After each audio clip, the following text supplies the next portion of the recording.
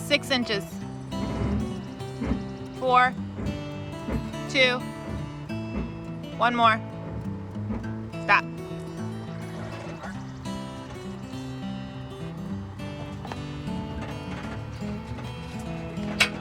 Great. Well, the day has finally arrived. We are leaving southern Maine and heading to northern Maine to our Maine land. Now, if you haven't seen our previous videos last year, we bought 55 acres of raw woodland in the North Maine woods, and we've been developing it. We've got a septic system up there, we've got a well, we've got solar panels on our roof and some solar battery towers, a generator. We are all set for full hookups on off-grid land. So we have not been up there since late last summer. Our plan is just to spend a few months each summer up there, kind of as a Maine camp. We're not trying to build a homestead there or anything. We may eventually build some sort of cabin or something for guests up there, but for right now we're just trying to make a nice RV spot where we can go and park the RV and have some months in the summer. Jason grew up in northern Maine in Presque Isle. Our property is a little over an hour south of Presque Isle, and so it's fair distance from our kids in New England. It's about a 5-hour drive, 6-hour drive for them, but easily accessible, and we hope to keep it for years to come, for generations to enjoy, and just to have a place to escape to in the North Maine woods. Now, if you haven't seen our videos from the past couple of years when we bought the land and started to develop it, I'll link a playlist of that at the very end of this video.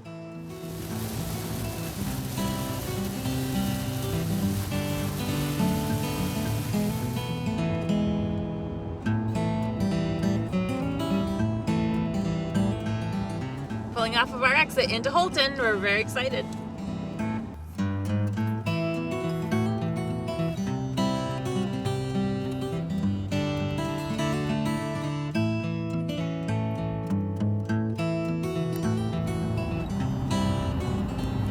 Love that walking bridge.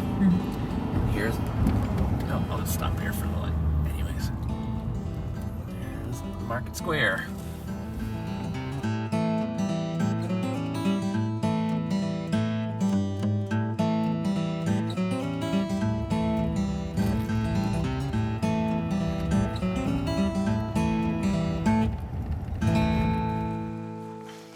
So we're just walking our land here before we drive the RV in, just to check that everything is kosher, and everything looks great. The circle road looks great. There's one tree that fell down, not a super big tree, a tall tree, but not very big around.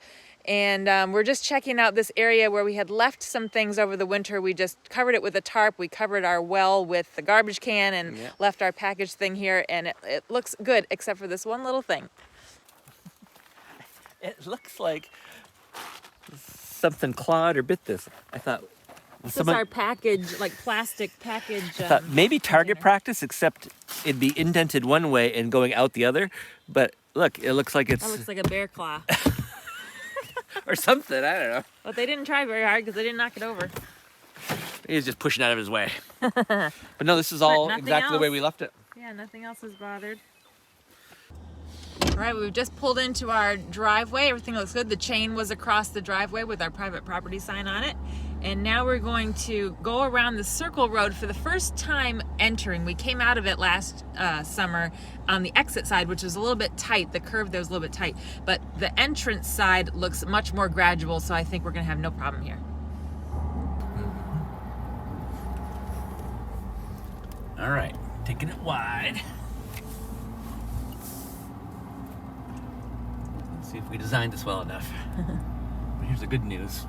Chainsaw and bulldozer. Fix everything. They'll fix it all. Yeah, that's a good gradual curve coming into here. So we'd like to park right on the gravel road here because the ground is more stable for the RV, but we want to make sure we don't get too far from the septic system. If we're at the edge of the gravel, it does tilt this way quite a bit, so you have to use the levelers. All right, so we got parked. We decided not to park on the gravel road because down here on the grass is a little flatter and we can get a little closer to the septic system here. So This is only going to be temporary for the next 2 weeks before we leave on our big trip to Canada. So we can kind of feel things out here, get a feel for how the solar panels will face the sun here. And we are up on our levelers because the backside needed to be jacked up a little bit. So I think we're good to go here. All right.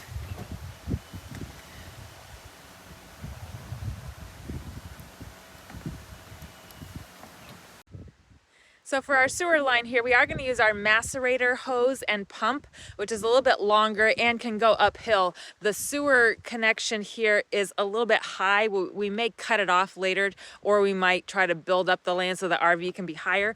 But our slinky wouldn't really reach and can't go uphill. So we'll use the Macerator pump while we're here.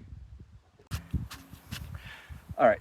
So later on, we're going to kind of trim this back and put an like one of those nice RV campground orange lid things. And this is why I like this system. At least as trade-offs go, it's very straightforward to hook it up. Just gotta run the pump every once in a while. Now, Jason and I have mixed reviews on the Slinky versus the Macerator. They're trade-offs. I like the Slinky better because I think it's easier to dump it, and you can leave the gray open and it will just flow out all the time. With the Macerator pump that we have, it says it's supposed to let the gray always continuously flow out, but it doesn't. It gets backed up in there, and the only way to relieve the gray is to come out and hook up the wiring for the pump and turn it on. Yeah, you just turn it on. Yeah, which I think is a little bit cumbersome because then you have to make sure the pump's not getting too hot. It can only run for 10 to 15 minutes at a time, and then you turn it off. Yeah. So, but then for my side of it, everything else is easier about the Macerator thing. It's easy to, like, even not even putting gloves on is not as big a deal. Just get a washer. It's just basically a garden hose. It's a special hose, but I put it away this morning. Someone else did not. It's just, He's talking about the Slinky. Yeah, the Slinky. When you put the Slinky away and get it out, it's annoying. You have to dump the water dirtier. out of it. It's So easier setup and tear down with the Macerator pump, but I think easier dumping with the Slinky. Yeah, I agree. He's living under there. Oh, nothing took up residence. Nice living under the garbage can. And then this is just kind of miscellaneous mailbox. Some pallets were under there. Things that we didn't care if it was destroyed during the winter, but looks like it all fared fine. Alright, so that looks good. This was to go on this end. Oh, I'm missing a piece. Oh no, it's this. So I just took those off so that cap could sit down on it better. This needs to be plugged in. Right. It's just on off. Okay. All right, you should be able to just pull that toward the... So we have a 100-foot heavy-duty extension cord. So got the extension cord and the hose running from the well, but we have no power yet because the RV is not hooked into the solar battery tower. So we got to hook the power up first before we can actually test out this water. All right, we've got the RV plugged into the battery tower, and now we've got 110 power for the well. All right.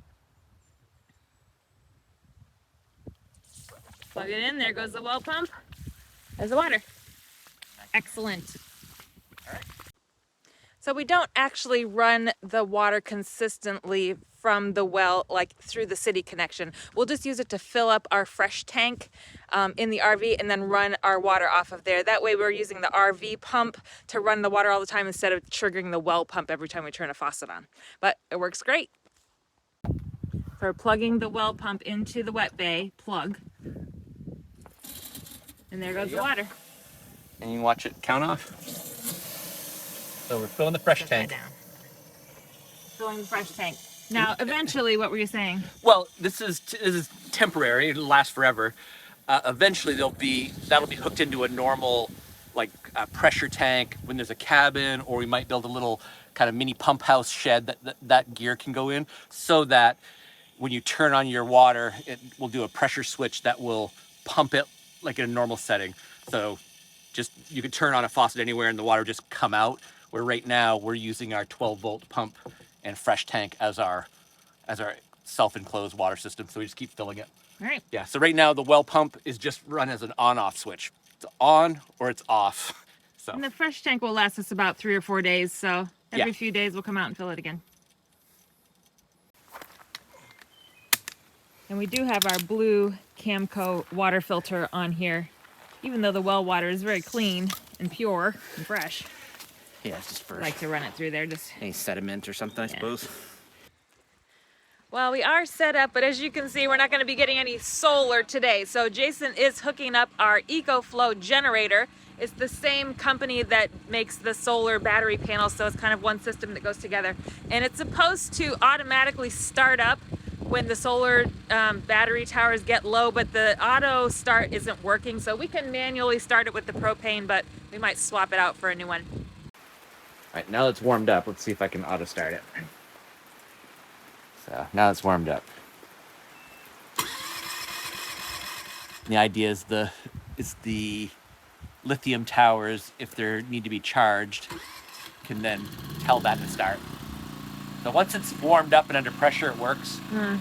But this was an early model. It's still under warranty, and I think that was a known issue in the early ones. A lot of people had to return them and get a new one. So I'll do that this summer.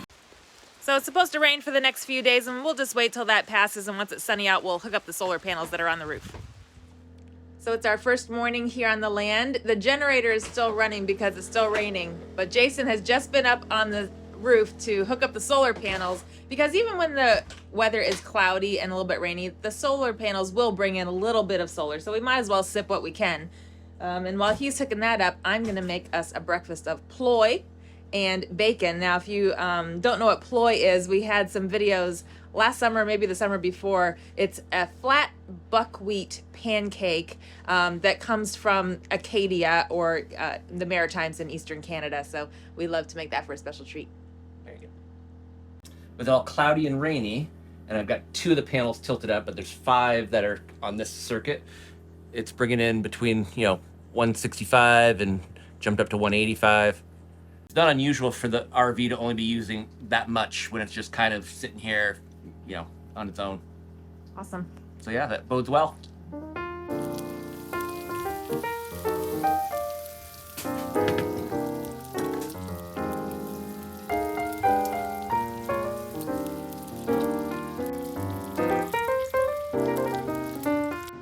We were just saying, this is one of those meals that you don't always get to sit down. You end up eating it while you make it. And since it's just the 2 of us, no kids here, I think we're just gonna have a standing Eat it breakfast. over the stove.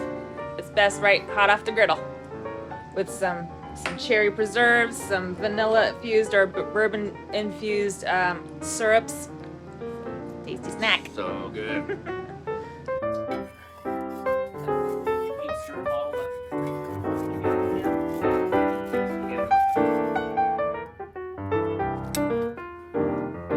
Just get a piece of bacon. So you're wrapping a bacon in it? Yeah. That does sound pretty good. Yeah. Syrup. All right, I'll try it.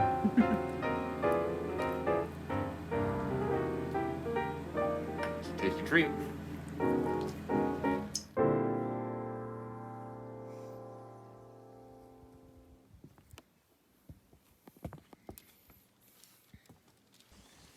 We're up on the roof of the RV because we're going to hook up the remaining solar panels here to the second tower. Right now, we just have 5 panels that are tilted up. They're getting really good sun, bringing in a lot of solar. So if we can hook up all of our panels, then we can bring in enough solar. We just got here a couple days ago. We're slowly getting things set up here. Yeah, and it's somewhat temporary to test it before, because we're leaving for the Maritimes in Canada for like 3 weeks. Yep. We're leaving in less, week and a half from now. Now, because this tree has fallen down over the winter that I showed you a little earlier, we're reevaluating some of the tall tamarack trees that are close to where the RV and the cabin site are. we initially left them because we said, let's just see over the winter if anything falls over. Maybe, you know, we can take them out. We can always take them out later. We can't put them back. So now we're kind of thinking, you know what? I think we have plenty of trees. Our contractor keeps saying, I think you got enough trees. You can cut down what you want, you know. So these really super tall tamaracks that are right here next to the RV, I think we're going to have Steve take those out. And also on the other side of the yard, there's another stand of really tall tamaracks that we probably wouldn't miss if they were gone. And then it will free up some light and sun for the smaller pine trees that are in there too, which we love. We love to preserve those nice looking pine trees. So that might be the next phase in what we're doing here.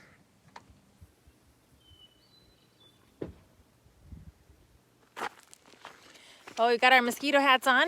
We're gonna go for our We're just a hat. We're gonna go for our first road walk of the season. We can't go on our trails because they need to be mowed first. Well, someone can't go on the trails. Go on the trails if you want. So anyway, we're gonna close this out for today. Next time, maybe we'll show you some progress of some trees coming down. I don't know. We'll just see what happens. So until then, hope you have a great week. Thanks for watching. Bye, guys. I'd be going right in the soup pot. Aw.